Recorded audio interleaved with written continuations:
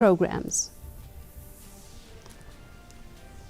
The Central Institute of Educational Technology, CIET and CERT New Delhi, in collaboration with Northeast Regional Institute of Education, is organizing the All India Children's Educational E-Content Competition on March 15th and 16th at Nehri Campus, Nongsder, Umayam.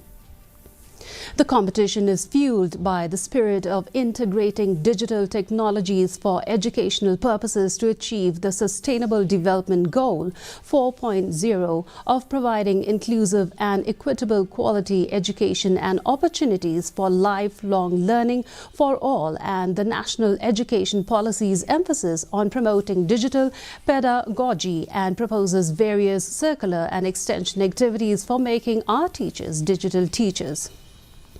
Addressing the gathering as the chief guest, NEHU Vice-Chancellor Professor P.S. Shukla highlighted the benefits that come along with the NEP 2020, stating that it enables the youth to understand, learn and disseminate the Internet indigenous knowledge system.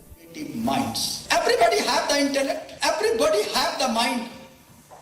It's depend on individual how they are going to utilize their mind in the right perspective for developing the career of their own children as well as the children and youth of the country.